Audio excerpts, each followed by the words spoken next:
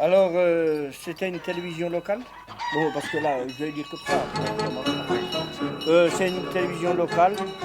Je dis où qui est installé là, je dis tout ça. Je dis tout. Ils étaient installés là à côté, c'est comme ça que je les ai connus. Et puis, j'allais souvent les voir, pas tous les jours, mais presque. Eux venaient chez nous aussi. Pas tous les jours. Pas tous les jours, mais souvent aussi. Et puis, ouais, c'était pas mal. Leur truc, j'allais voir comment ils montaient leur truc.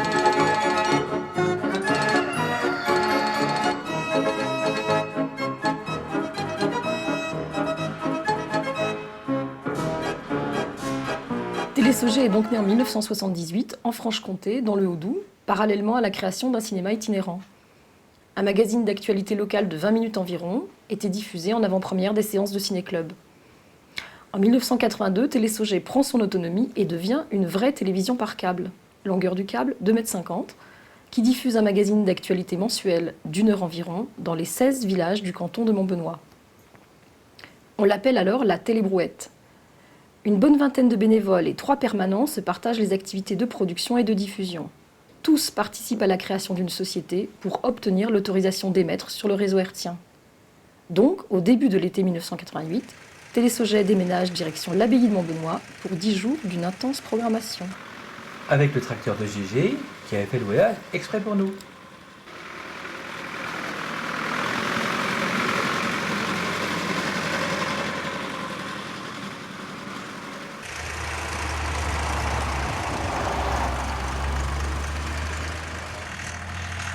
C'est difficile, ça demande d'avoir un dossier bien construit, bien pensé, où ça se fait un peu par relation. Non, non, pas du tout. Non, non. Je ne connaissais personne à la CNCL, je ne connaissais pas d'homme politique qui pouvait intervenir, et on a fait vraiment ça tout seul, oui, sans aucune intervention de qui que ce soit.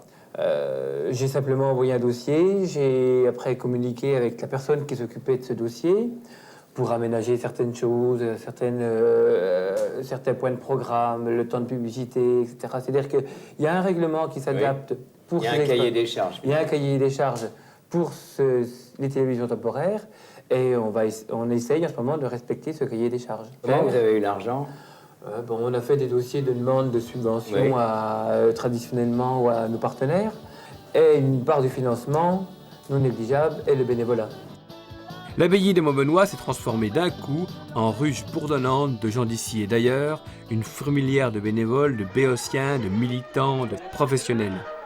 On avait tous l'impression de participer à une révolution minuscule, mais pas silencieuse.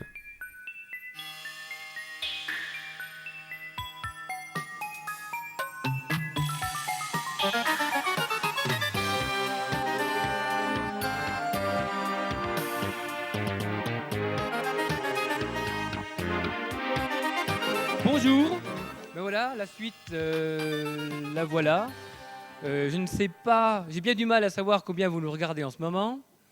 Et, pour vous expliquer de tout ce qui va se passer pendant cette semaine, comme je ne suis pas un orateur et un animateur hors cadre, j'en ai 2 là qui sont tout à fait cadrés. Je m'excuse. Donc à 18h, couleur locale, info du CRDP. Ensuite 18h10, salut les mômes.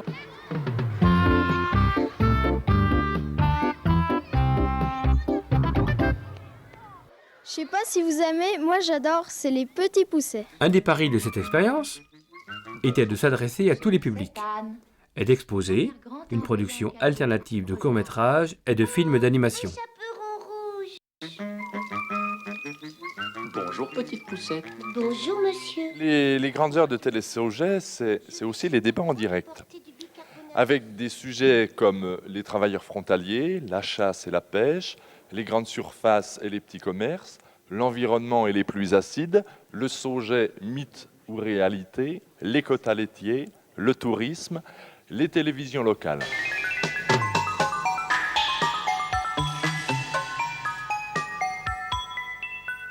Bonsoir, ne touchez pas à vos postes, nous sommes bien sur Télé-Sauget ce soir. Télé-Sauget pour parler sur ce plateau, un plateau d'époque, vous avez pu le voir, de deux passions, la chasse et la pêche. Les débats du soir avaient plus de tenue, car on avait choisi qu'ils soient animés par des journalistes professionnels et certains étaient même venus avec plaisir de France 3 pour participer à cette aventure. Oui, monsieur. Je réponds, je promène mon fusil. Et quand on dit que les chasseurs sont des viandards, qu'est-ce que vous répondez à ces C'est détracteurs? faux. Pourquoi? Parce que les chasseurs ne sont... Un chasseur net n'est pas un viandard. C'est le meilleur protecteur de la nature. Combien d'années vous pêchez Je comme pêche ça? depuis, je ne sais pas, une quarantaine d'années. Hein. Vous avez braconné parfois? Ah oui, ça est arrivé à tout chasseur ou à tout pêcheur de braconner un jour ou l'autre. je suis pas d'accord. Non, pas d'accord. Ça commence à s'animer un petit peu, je crois que ça se dégèle là maintenant.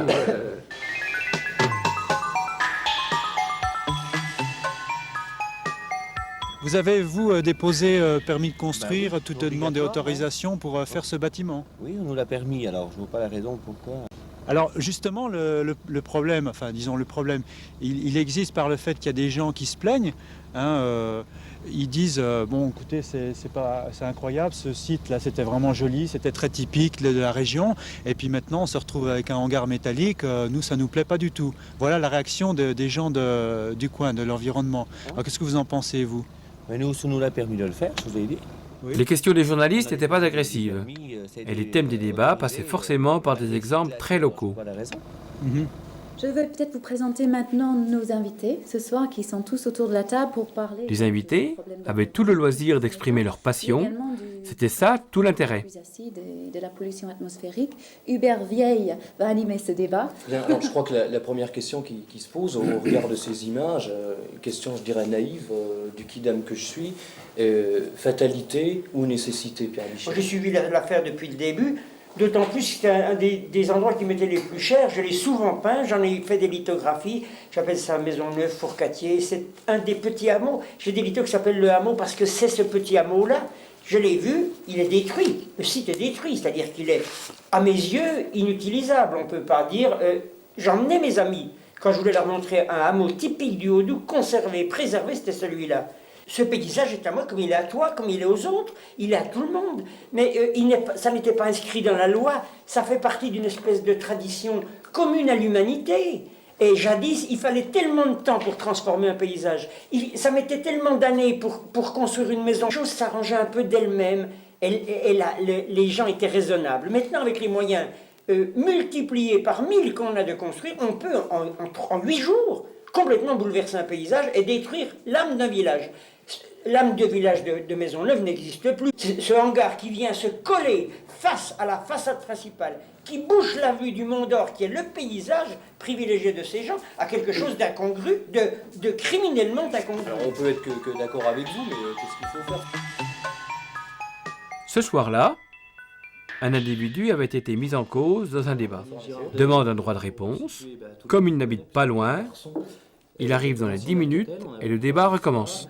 Je vais essayer de résumer ce qu'a dit Jean Bataille sans déformer, parce que je ne veux pas qu'on me redemande un droit de réponse.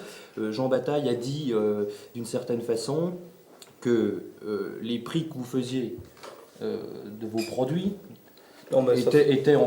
étaient possibles parce que, en gros, vous tirez sur les salaires, quoi. J'ai résumé. Donc de ce fait, je ne veux pas aller plus loin, en dire plus. Monsieur Bataille a été très impoli, très malhonnête vis-à-vis de moi, parce que je pense que j'ai assez souffert pour créer mon entreprise, sans que je sois insulté par des gens qui, moi j'ai vu, travailler pendant 15 ans avec moi, qui ne foutaient rien de la journée, pour prendre les mots comme ils sont. Donc je suis venu pour défendre mon cas à cause de ceci.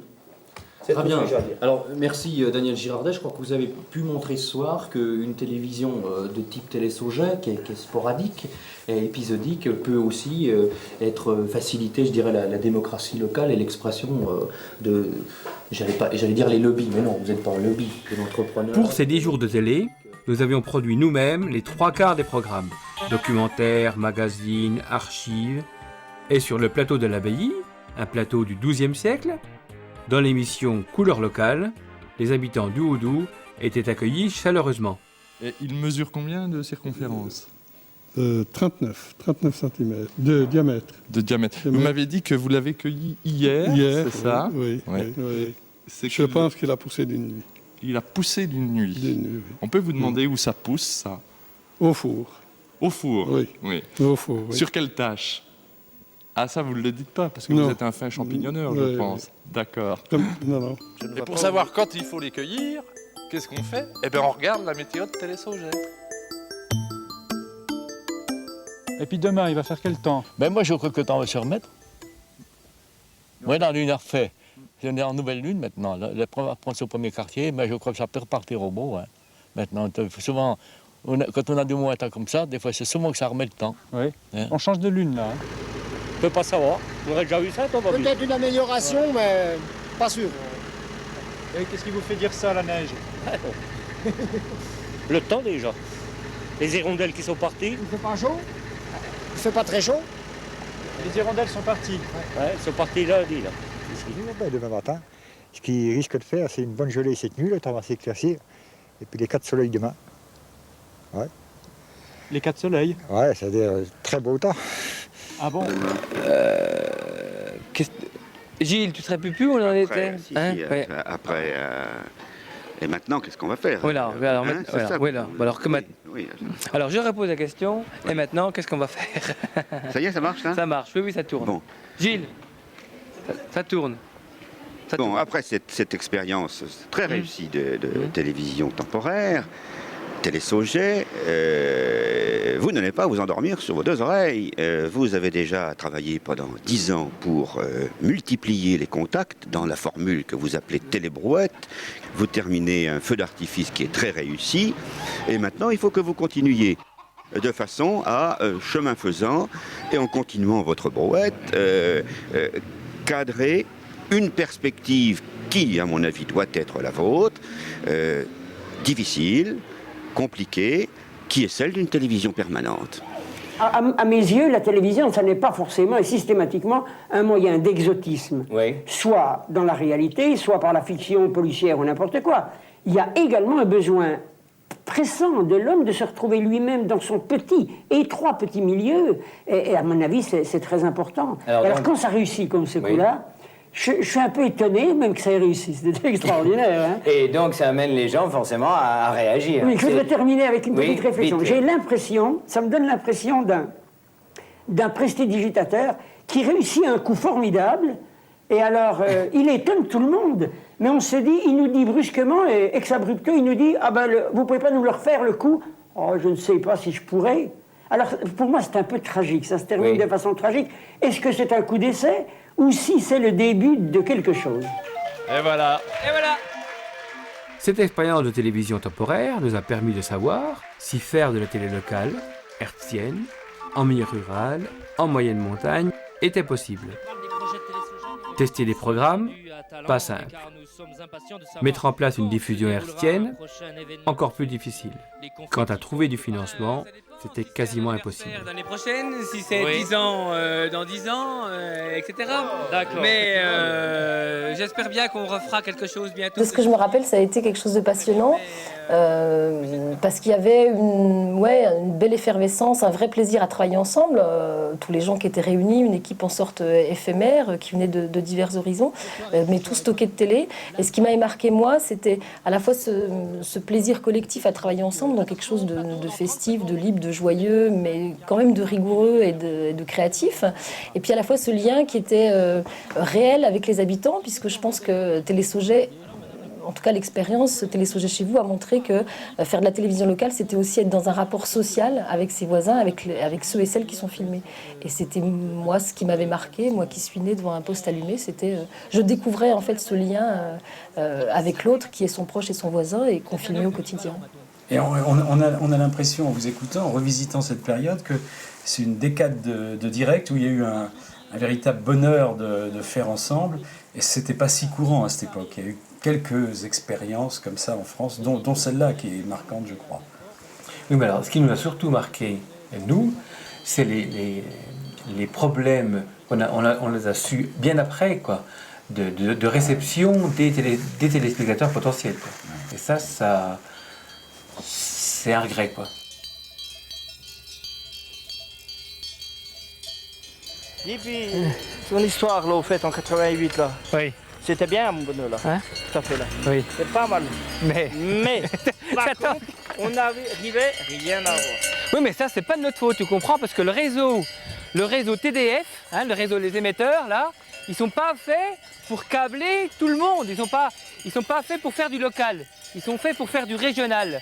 Donc, faire une télévision, on peut pas faire une télévision hyper locale, hein, pour les petits villages, uniquement avec les émetteurs. C'est très difficile de faire de l'hertzien.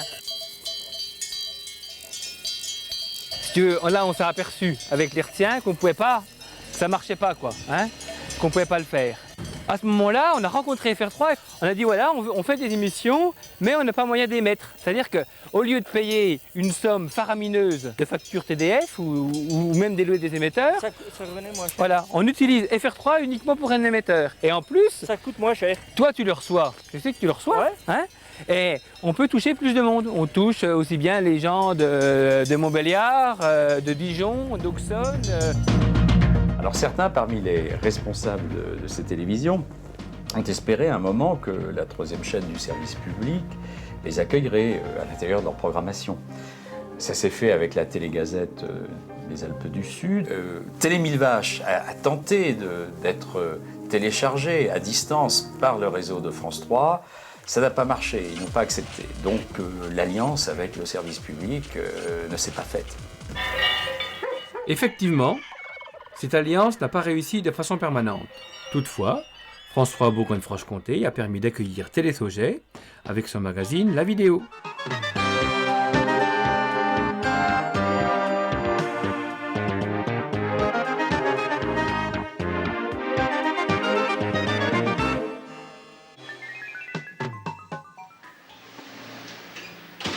Bonjour, aujourd'hui nous avons un reportage sur les fêtes de village et un portrait de Rico de la Chaux. Aujourd'hui, la vidéo est sans frontières puisqu'elle nous propose un reportage sur les alpages franco-suisses ainsi que le portrait de Pilou, l'accordéoniste frontalier. Aujourd'hui, nous allons faire le point sur le Cohégon et lever le voile sur le Et c'est comme docteur ça Grenier. qu'on a passé un quart d'heure par mois à France 3. Donc, tous les mois pendant 5 ans, la télé brouette, toujours aussi pauvre, partait par la poste à la régie finale de France 3. Ainsi, tous les spectateurs de Bourgogne et de Franche-Comté profitaient du bon air du Sauget. Le vrai accent, je ne peux pas vous le dire, c'est selon certains mots, comme on les prononce. Par exemple. Quand on était payé, casé sage des tout gosses, on ne pouvait pas le caser d'adré. Avez-vous chopé? Non. Bon, quand vous ne causez pas le Sauget depuis tout gosse, vous ne pouvez pas le causer comme il faut après. Vous escamotez. Mais il y a encore des gens comme ça qui vous parlent en ce moment. Oui, mais ils n'ont pas l'accent de Sauget comme moi. C'est pas pour me vanter, bien loin de là. Mais depuis le berceau qu'on cause Sauget, puis on l'a beaucoup maintenu en famille. Le matin, on se livre, on prenait le café, que la maman avait dépêché de faire le café, et on partait à l'écurie. Il fallait bailler voce, le fender la grange, puis on va traire. Et puis après, on va se dépêcher pour pouvoir abreuver les voces. Mais après, on a fini, on tue le bardi, puis on va déjurer. À mon saget, à mon vallon, tout je y t'emmerai. Yamro mimri pour du tout bon, plutôt que de t'abandonner.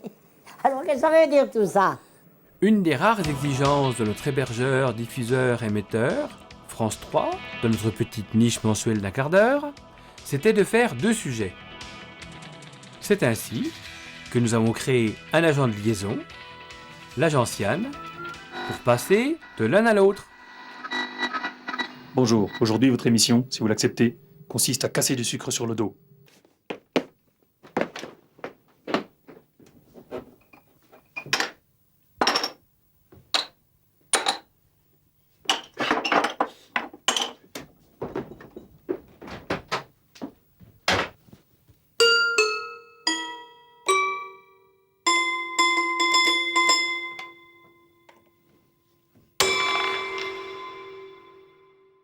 Il me semble que ce qui nous motivait, c'était de nous dire qu'on faisait une vraie émission de service public. C'est-à-dire que ce qu'on filmait là par le petit bout de notre lorgnette, ça pouvait intéresser bien d'autres gens en dehors de ce micro-territoire, quoi.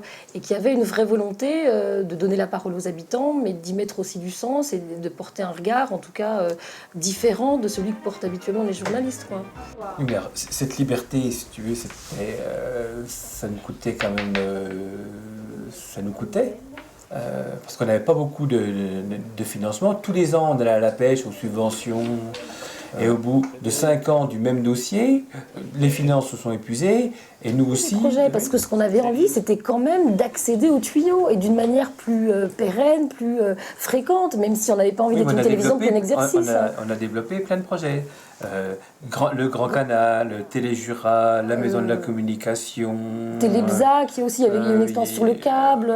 En même temps, tu es parti sur Mulhouse aussi, tu as animé une télévision locale éphémère. Il y avait Télé Haute-Foire. Enfin, ça fourmillait de projets sur lesquels, à chaque fois, on s'accrochait en se disant c'est peut-être le bon, tiens, peut-être que par ce petit bout-là, le réseau câblé de Morteau, de Besançon, il y avait comme ça des opportunités. Et à chaque fois, il me semblait qu'on se disait on va y arriver, quoi. Et puis, on n'y est pas arrivé. On n'est pas arrivé parce qu'il y avait aussi tout un contexte politique et économique qui fait que c'est toujours... l'histoire, elle se continue, en fait, puisque les débats, ils sont toujours là, d'une autre manière, pour qu'il puisse y avoir l'émergence, on va dire, complémentairement aux grands médias ou à côté d'eux, d'une autre parole, enfin, et puis d'une autre manière de faire de la télévision surtout, quoi. C'est-à-dire pas quelque chose qui descende sans arrêt vers les gens, mais où ils puissent s'impliquer, quoi. Et c'était quand même ça qu'on revendiquait. Disons que ça n'a pas abouti sous cette forme-là, mais que peut-être, voilà, l'aventure continue.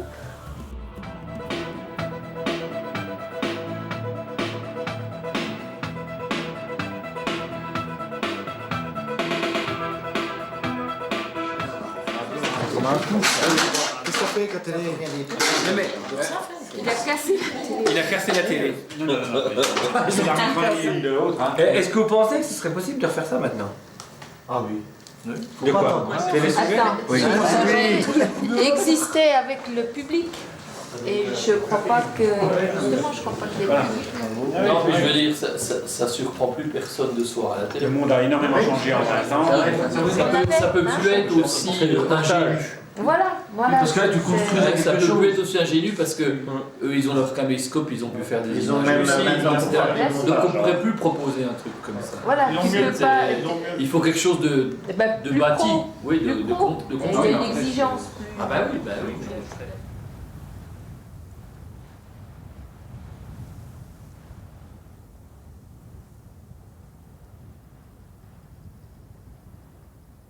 Alors pourquoi ça ne s'est pas développé? Je pense qu'il y a...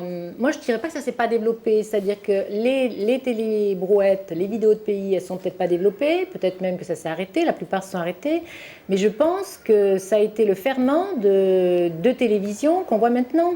Ici dans les Alpes, on a TV8 Mont-Blanc, ça a quand même été créé en 89, donc il y a quand même très longtemps.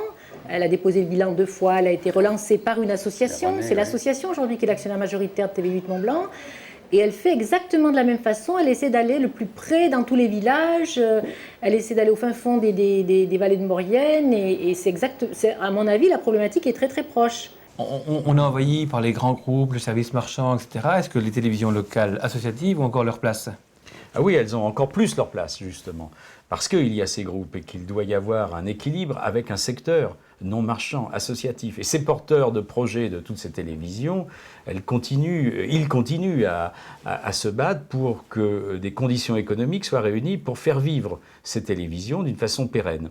Parce que ces projets sont des projets sociaux, culturels, qui ne sont pas des projets d'entreprise, qui ne sont pas des projets qui seraient soutenus par un business plan, comme il faut le faire et le présenter au CSA lorsqu'on répond à un appel d'offres pour une fréquence qui s'ouvre. Donc il faut qu'il y ait un fonds de soutien, à l'instar du système qui existe pour les radios libres, les radios associatives, et il faut également qu'il y ait des possibilités pour l'avenir sur la télévision numérique terrestre, réserver des fréquences aux télévisions associatives, et puis sur le haut débit, la DSL. C'est utopique, ça. Mais l'histoire de Télé-Sauget n'est pas tout à fait terminée.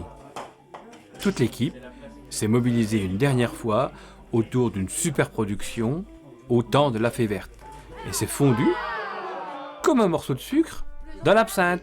Plus on boit, plus on est d'amis, plus on boit. Plus on est d'amis, plus on boit. Plus on est d'amis, plus on boit.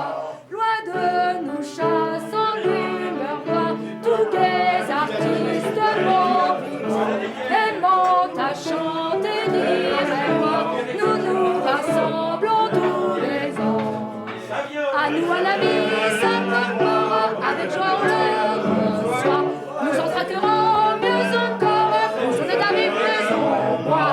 Plus on est d'amis, plus on boit. Plus on est d'amis, plus on boit. Plus on est d'amis, plus on boit. Plus on est d'amis, plus on boit. Le plaisir fuit la solitude pour le trouver. Vive un banquet où se délasse de l'étude. Chacun chante un joyeux couplet.